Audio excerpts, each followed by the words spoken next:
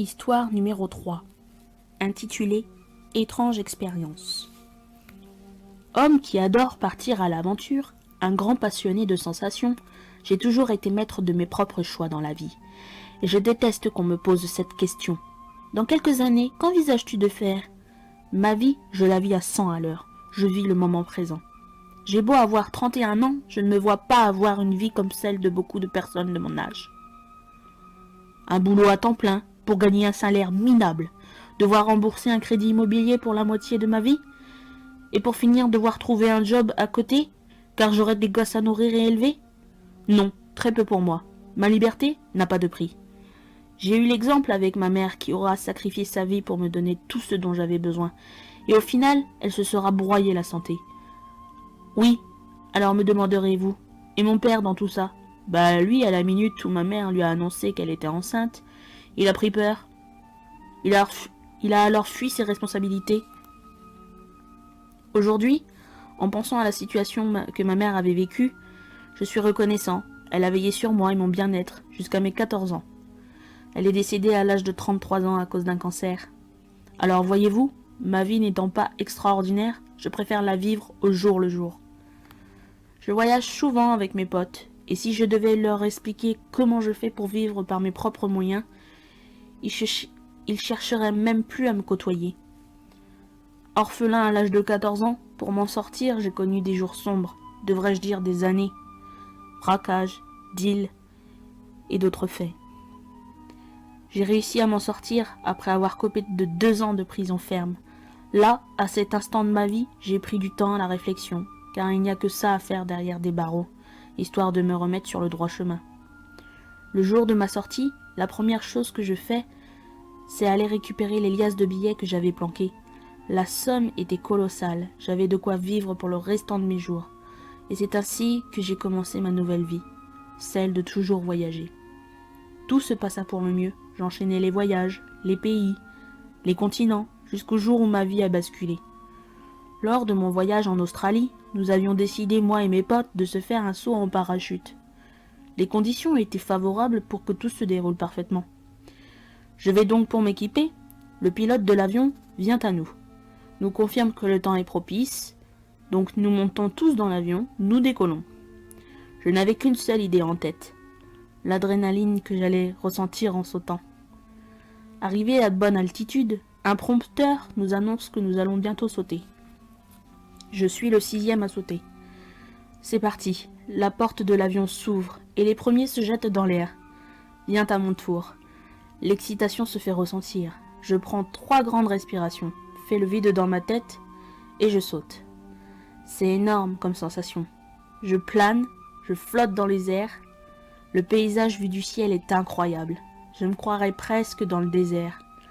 La couleur qui domine la terre australienne est le rouge, un grand canyon surplombant le paysage. Je me sens bien. Et c'est alors que je pris de la vitesse et d'un coup je perdis le contrôle en plein vol. Je ne savais pas ce qu'il m'arrivait. J'ouvris les yeux et je me vis endormi dans un lit qui n'était pas le mien. Mais qu'est-ce que je vois? Je suis branché de partout et cette chambre n'est pas la mienne. Je crois rêver. Oui, j'en suis sûr, je dois être en train de rêver. Je vais finir par me réveiller. Étant conscient que je dors et que ceci n'est qu'un rêve, je n'attends qu'une chose, me réveiller. Ce que je ne comprends pas, c'est que lorsque la porte s'ouvre, c'est pour y voir rentrer tout plein d'infirmières qui viennent vérifier mon état. J'ai commencé à m'inquiéter lorsqu'un médecin qui s'occupe de moi a annoncé aux infirmières autour de lui qu'il serait impossible que je me réveille. À ce moment précis, où j'ai entendu le pronostic, un sentiment d'angoisse s'est emparé de moi. Dans celui où je me voyais dormir, le corps qui était le mien s'est mis à ne plus respirer. Le monitoring indiquait que je faisais un arrêt cardiaque. Tout se mit à sonner dans la chambre. Les infirmières et le médecin couraient dans tous les sens. Je ne savais pas trop ce qu'il m'arrivait. Au moment où le médecin posa les électrochocs sur moi, là d'un seul coup je sentais en moi une forte douleur, comme s'il les avait posés pour de vrai. La deuxième fois, où il choquait, pareil, la même sensation. Et au bout du 3e, je ne sentis plus rien, car le cœur du corps, dans le lit, avait repris la cadence. Je compris alors que ce n'était pas un rêve, que c'était vraiment mon corps, et que moi, de là où je suis, j'étais une âme qui errait. Je ne vous raconte pas le choc que ça m'a fait.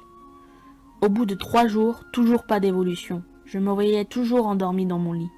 Les jours passèrent et c'est alors qu'au bout d'une semaine, je vis le médecin réunir tout le personnel pour débriefer sur mon cas. Le médecin dit « Cela fait 1 semaine que notre patient est dans le coma. Avons-nous une nouvelle de sa famille ?»« Non, » lui répondirent les infirmières. « Alors nous allons encore patienter 1 semaine, et si personne ne vient à lui, nous serons en mesure de prendre la décision par nous-mêmes. » À ces mots, je compris qu'il me laissait encore 1 semaine dans le coma. J'étais pas rassurée car je savais que personne allait venir me voir. Je n'ai plus aucune famille, mais bien sûr les médecins, eux, ne le savent pas. Comment vais-je faire pour avoir le droit de vivre? Par tous les moyens, il faut que je réintègre mon corps. Il faut que je sorte du coma. Ce que je ne comprends pas, c'est pourquoi je n'arrive pas à aller dans une autre pièce. J'avais cru comprendre que lorsque nous ne sommes plus qu'un esprit, nous pouvions être partout à la fois. Et là, lorsque j'essaye tant bien que mal de sortir de la chambre, une force me retient, comme si j'étais attachée par des chaînes à mon corps. Comment allais-je faire pour essayer de prévenir un ami pour qu'il vienne me rendre visite à l'hôpital? C'est pas vrai, la vie a vraiment décidé de s'acharner contre moi. Au même instant, une forte lumière me fit parvenir. Elle s'approcha de moi et arrivée près de moi, je vis comme qui dirait un être de lumière. Il était rayonnant. Pour moi, pas de doute. Dès que je le vis, j'ai tout de suite su qu'il était un ange gardien. « Waouh !» lui dis-je. « Qui êtes-vous » Et si je m'attendais à cela, j'entendis le son de sa voix. Elle était tellement angélique. Il était venu m'expliquer pourquoi j'étais dans cette situation. J'avais pour mission de trouver comment me libérer. Et pour cela, je devais réussir à me faire comprendre. Faire savoir que j'étais en vie, mais que je me trouvais dans une autre dimension. Pas de temps à perdre, il me reste 1 semaine. Alors, première solution, essayer de faire comprendre que j'étais bien vivant. Pour ça, je pensais parler à l'oreille des infirmières, ce que je fis, mais personne ne m'écoutait. Deuxième solution, j'essayais de faire du vent, mais à chaque fois, tout le monde ferma toutes les fenêtres et portes, car pour eux, c'était juste des courants d'air. À ce tarif-là, on n'avançait pas beaucoup, je n'avais plus de solution. Et à force de chercher, j'ai bien cru que mes neurones allaient exploser. C'est ainsi que j'eus une image qui me fit parvenir, mon ange. Mais bien sûr, suis-je bête, je devais essayer de faire bouger ne serait-ce qu'un doigt de mon corps endormi dans le lit, leur montrer que j'y réagissais, même si j'étais dans le coma. Ce n'était pas une mince affaire, mais je devais y arriver. Alors je me mis près de mon corps, et comme un geste instinctif, je pris ma vraie main, celle qui se trouva endormie avec tout le reste de mon corps, et m'aperçus que ma main froide n'avait pas réussi ne serait-ce que d'avoir la sensation du toucher. Ça allait être plus compliqué que je n'y pensais. Alors je m'entraînais, je persistais, je commençais d'abord avec un petit objet que j'avais trouvé dans la chambre. 2 jours s'étaient écoulés et la tension se faisait ressentir. Dans ma tête, je comptais les jours, les heures, même les minutes qu'il me restait à vivre. Je baissa les bras, je n'en pouvais plus de me battre. Après tout, en y réfléchissant, malgré mon envie de vivre, personne n'attendait que je me réveille, alors à quoi bon? Je ne manquerai à personne, c'est un avantage de ne pas avoir de famille. Sans rien attendre en retour, je laissais les jours passer. Arrivé à 1 jour du verdict du médecin, d'un seul coup, une envie dont je ne savais pas la provenance me siffla de prendre la main dans la mienne, et là, par magie, la main se leva. J'étais heureux, mais comment allais-je faire pour faire comprendre? Personne n'était dans la chambre, et là je vis la sonnette, celle qui sert à appeler les infirmières. Dans les secondes qui s'écoulaient, une infirmière rentra dans la chambre, stupéfaite. Elle essaya de comprendre, elle dévisageait mon corps, m'appela. Je devais faire quelque chose, je pris le doigt de ma main que je fis taper sur la sonnette, et elle comprit. Son visage avait radicalement changé. Sortant de la chambre, elle appela aussitôt de l'aide. Un groupe d'infirmières fut venir dans la chambre. Celle qui avait vu la scène leur expliqua, et on m'invita à recommencer, ce que je fis. Là, plus de doute. L'une d'elles alla chercher le médecin pour confirmer que j'étais bien vivant. Je pouvais respirer, façon de parler. J'allais pouvoir vivre. Depuis mon arrivée à l'hôpital, j'étais resté 2 mois dans le coma. Après avoir prouvé que j'étais toujours vivant, il m'a fallu du temps pour réintégrer mon corps.